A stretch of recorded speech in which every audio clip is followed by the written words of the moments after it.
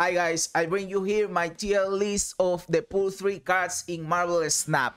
I wanna be like a little quick here because this pool has a lot of cards, and you know that I like to ramble a lot about the cards, so maybe I will have to split this video into parts, because if not it might even take 2 hours, you know.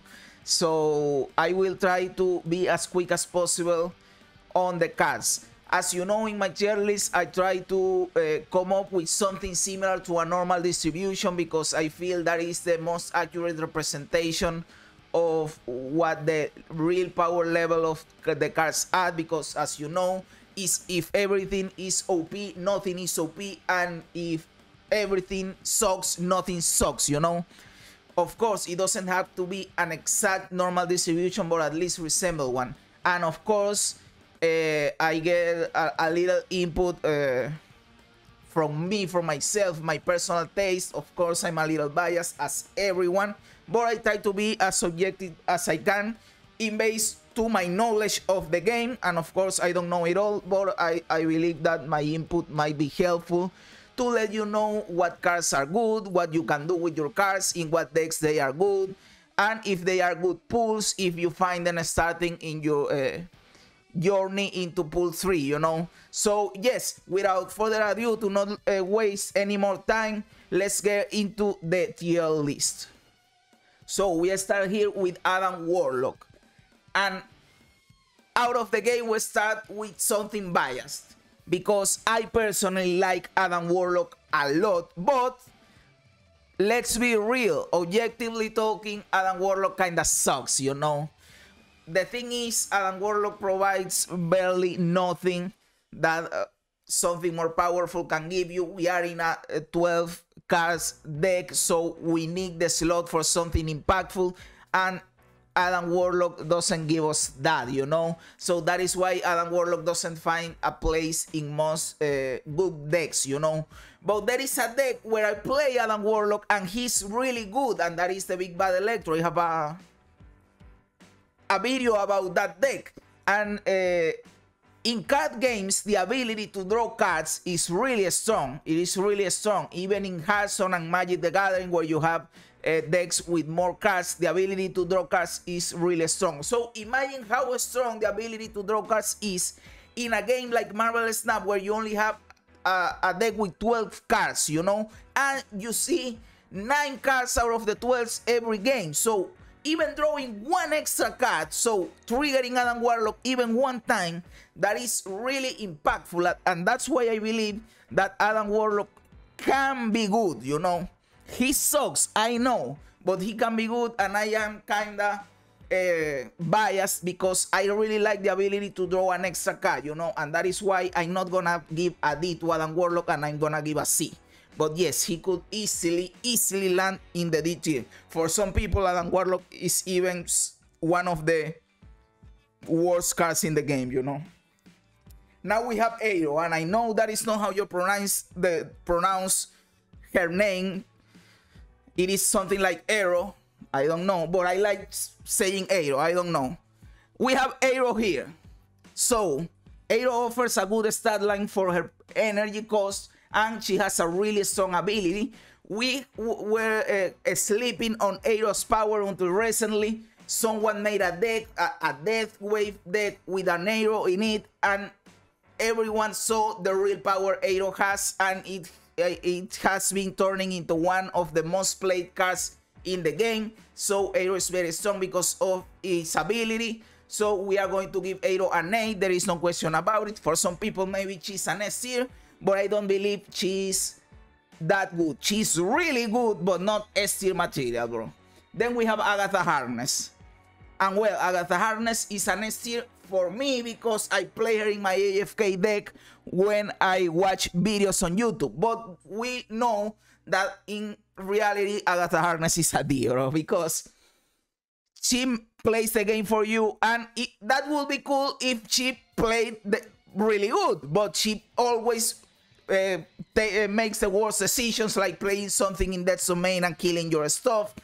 She sucks, bro. She never plays good. There are some decks that try to make her work, cheating her out earlier, effectively reducing or thinning your deck because she starts in your hand as an extra draw. So yes, there is some thinking that can be made, but if you follow her game plan, she sucks. She sucks be really big dick because she always makes the bad choice. Then we have Arnim Zola. Arnim Zola is really good. I love Arnim Zola. This is one of my favorite cards in the game, and I wanna give an S to Arnim Zola because he finds a place in a lot of decks, and he can give you a lot of power if you know how to use him, bro.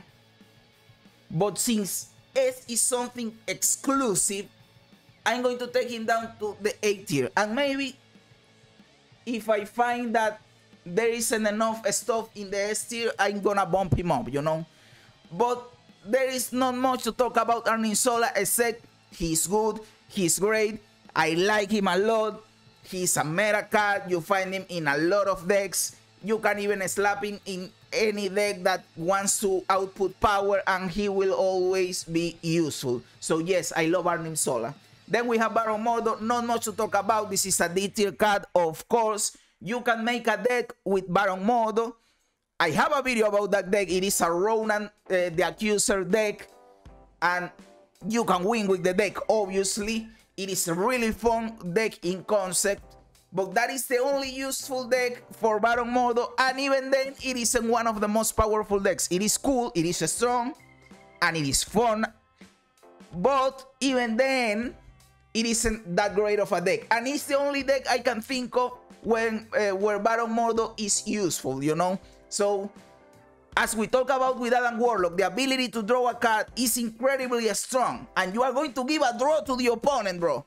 That sucks. Of course, you could potentially destroy a combo piece for the opponent. That is true, but how many times is that going to happen, bro? You can't rely on that. Then we have a Beast, and I love Beast. Beast is great. Beast is used on the bounce deck and on a lot of other combo decks that want to bounce back units to play multiple on-reveal abilities, and also in decks that want to buff things like Bishop and Angela and stuff like that. Beast is great. I love Beast, and I don't know if I should place him in A or B. I will place him in A because Beast enables several strategies, you know. So we have Beast in the A category. There we have Black Bolt, one of the worst cards in the game. I don't even know a single deck where you could use this bullshit card. I don't like Black Bolt. Maybe he will be good someday with when more cards are added to the game, but right now he sucks really big dick. Then we have Black Cat. And Black Cat sucks, but she can be good under the right circumstances. And what are those circumstances? A Hela deck. A Hela Invisible Woman deck. That is a cool deck for Black Cat. I love Black Cat in that deck, but that is the only deck that I can think where Black Cat is good. She offers a good stat line for the energy in case you want to play her, but of course you don't want to play her. You want her to get discarded, you know. So I won't give a D to Black Cat because she can be good, and I will give a C to Black Cat. Then we have our Black Widow. And I'll be straightforward, we will put Black Widow in the B category because she's good. I like her a lot. She finds a place in a lot of decks, but she isn't OP by any means, you know. But she's good. The on-reveal ability is really strong. If you find some kind of combo with Sandman or with, or if the opponent has Electro, she can be devastating because they only can play one card. But that won't always happen. But she is incredible on the Bothead deck where you give your opponent a bunch of useless stuff to play on the board. So yes, Black Widow enables a lot of stuff. I like her a lot, but she isn't one of the most impactful cards in the game. And the same goes for Brood. I like Brood in the sense that it offers a lot of power for the cost. It enables some strategies like the Cerebro 2 deck. It enables strategies with Patriot, but it isn't the most impactful card. It is an average card, and that's why Brood is in the B category. Then we have Captain Marvel, and Captain Marvel could be a B card. but I love Captain Marvel, so I will place Captain Marvel in the A category. Why? Because she's good, bro. She's cool. She can win you games literally. She moves to a lane where you will win the game. So it takes away some of the stress of knowing where to play the card, you know, because she will move. So that is really, really good. It doesn't mean that you don't have to think your turns. It just means that it takes away a little stress. So I love Captain Marvel. Cerebro is a tough card to rate. Why? Because Cerebro is cool. It is a great concept. It enables a whole archetype that are Cerebro decks. You have Cerebro 2, 3s, 4, 5s. There were even a time where you have Cerebro 6, bro, before the Onslaught buff. So Cerebro is a really great card. But let's be honest. It enables an archetype, but it isn't the strongest archetype. So I will leave Cerebro at B. I like Cerebro a lot, and if this was something based on my personal taste, I will place Cerebro in the A category because I like that strategy of building your deck with the same power. But I have to be honest, the strategy isn't that strong, so he will land in the B tier. For now, maybe someday we will have an insane Cerebro 4 deck, for example. But for now, this is the stuff. Then we have Colleen Wing. I haven't found my Colleen Wing yet, and I want my Colleen Wing for the Casino discard Love Your deck. Because she's great in discard decks. You can target a discard. She's one of the few cards that let you target a discard. She is the opposite of Lady Sif. She's the opposite of Lady Sif. Lady Sif discards the highest card in your hand, and Colleen Wing discards the lowest card in your hand. Colleen Wing is awesome. I like her. I haven't played her, obviously, because I don't have her, but I like her. I like the concept, and she can reliably discard you. How do you call that? Your swarm. She can reliably discard your swarm, so she is really, really good. We are going to leave her in the B category because even in discard decks, you could not play her. She makes discards deck better if you need her, but she isn't necessary at all. So even in her best archetype, she isn't necessary, so I can't really give her more than a B. Now we have Crossbones, and for some people Crossbones may be in the C tier, but for me Crossbones is a D tier. Crossbones fucking suck, and I hate Crossbones, and you can see my face, my expression of disappointment when I unlocked a Crossbones in my collector's reserves, in my video about collector's reserves, opening collector's reserves. Crossbones suck, very big dick. I hate Crossbones, and I really hope I never have to use this bullshit card. And I don't even have to explain why, bro. Then we have Crystal, and we are in the same boat. I'll be honest, I don't even know what Crystal does. Why? Because she doesn't exist, bro. You could delete this card of the game and nobody will notice because nobody uses Crystal. She sucks. Dagger. Dagger is cool. Dagger has a good ability, but she doesn't see a lot of play. She is only really used on the movement deck. She could also be used on the Kingpin Aero Polaris deck, but even then, that isn't that strong. I like Dagger, it is a cool concept, but we have to be honest, the archetype isn't that strong, so she lands in the C tier. Daredevil is a great card for some people, he is an A tier, but since I haven't personally played Daredevil because I haven't found him in my collector's reserves, I can attest to the power of the card. I know he enables some strategies like coupling him with the Goblins or with the Professor X or with Spider-Man, and he could potentially win out games, but when he's played against me, that is the experience that I have, he hasn't been utilized to its full potential. I don't really fear a Daredevil when he's played against me, so I don't want to give him an A. Maybe I'm making a mistake here because the knowledge of knowing what they are going to play before you do your turn, that sounds like something really strong, but in my experience, Daredevil is a B, bro. So know that he could be an A or in my opinion a B, but he could be an A, of course.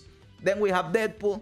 and Deadpool unlocks an archetype, a destroyed archetype, and that is why something inside me says put him in the A tier, because he unlocks the destroy archetype with Death, with Wave, and you can do some crazy stuff with Deadpool. Plus he's really fun to play, destroying, and you play a 36 Deadpool on the last turn. That is some crazy stuff that everybody loves to do, but that isn't easy to accomplish. You have to do some crazy stuff, which again, it is fun, but in terms of power level, I don't know if Deadpool is the craziest thing in the game, so I will put him in the B tier. But know that I love the mechanic, and I believe that getting a big Deadpool is one of the most fun things that you can do in Marvel Snap.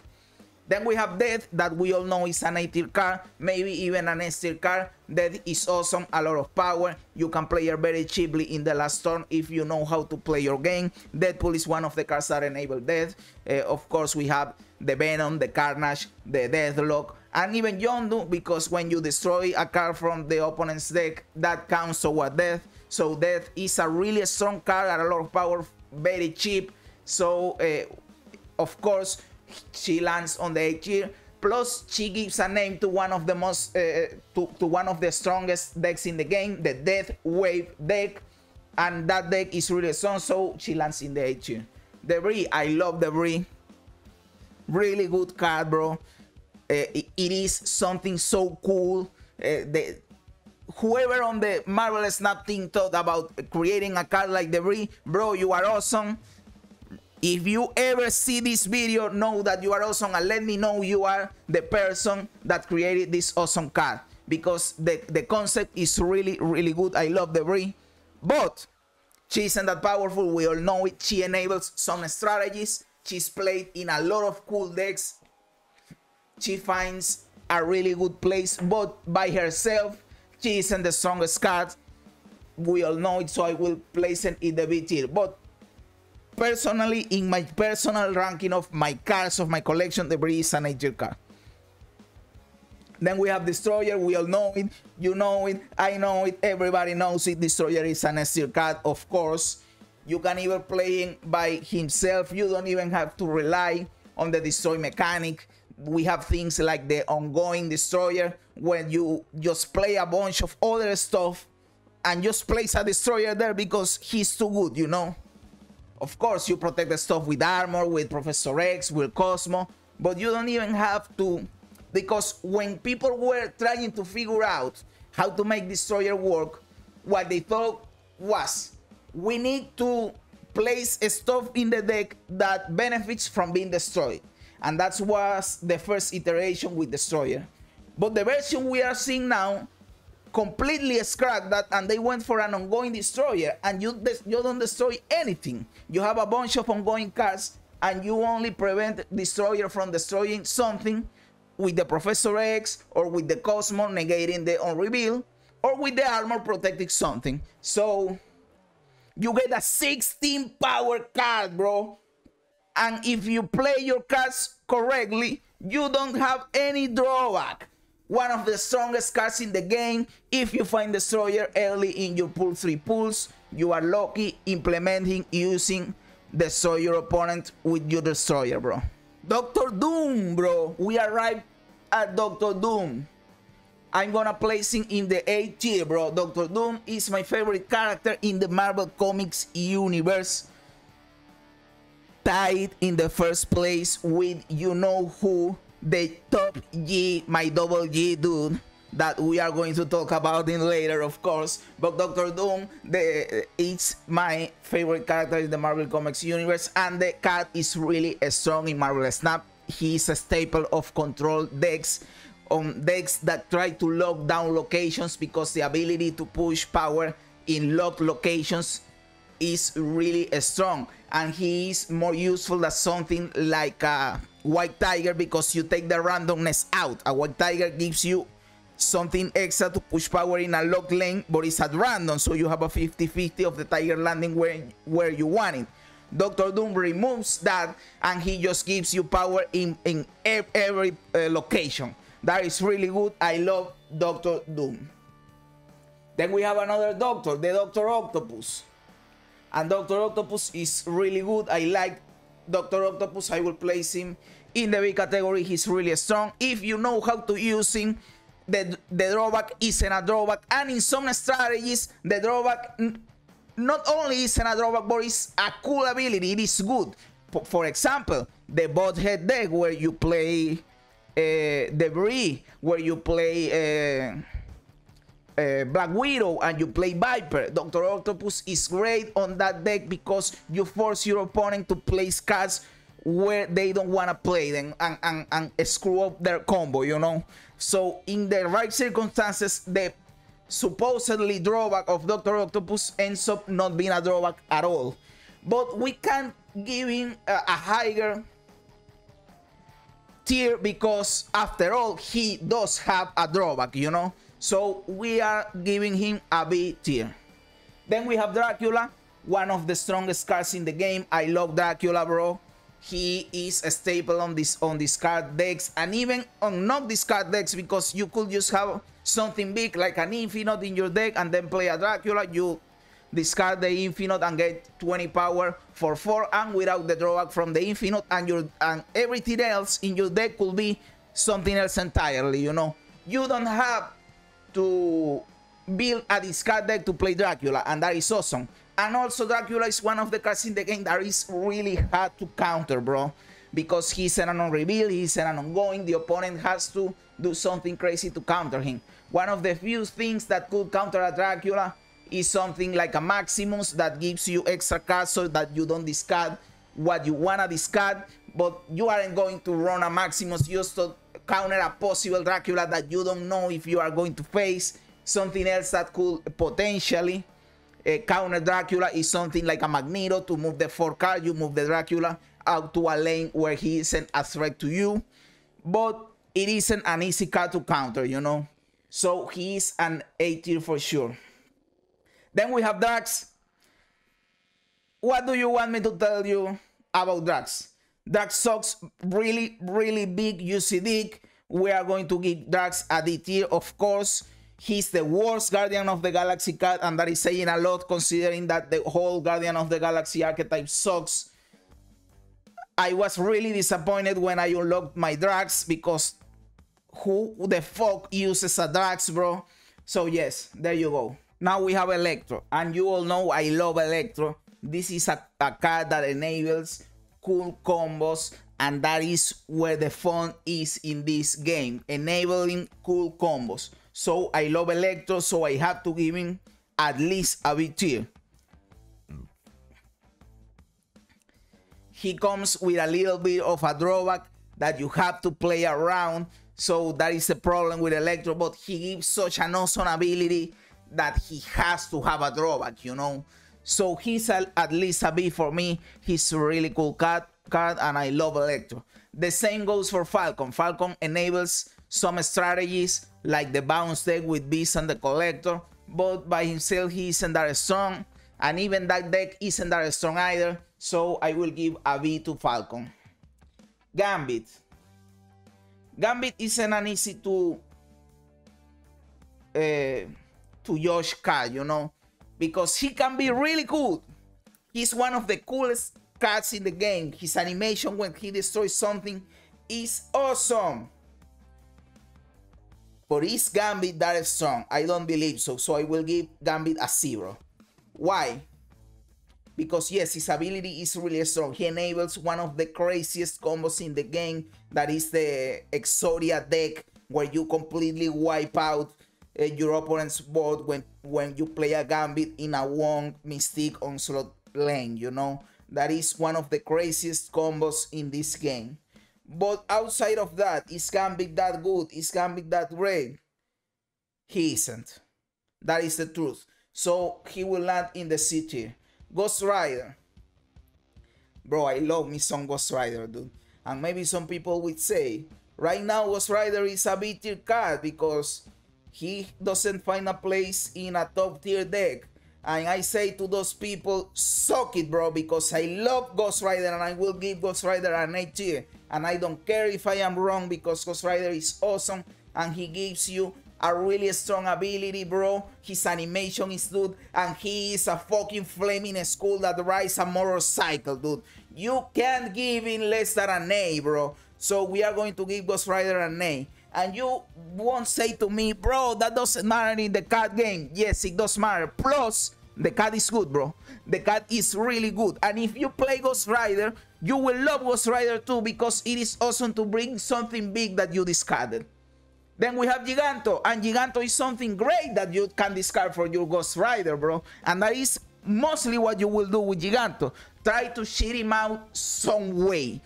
You don't play a Giganto to play him from your hand. You play a Giganto to shit him out with something like Lockjaw. You play your Giganto to shit him out with something like Dracula, Ghost Rider, a Hela. That is what you do with your Giganto, because you need something big to play. So we are going to give Giganto at least a B. I like Giganto because he enables those type of strategies when you want to shit out power, negating the bad ability that the card has. So yes, I really like Giganto, bro.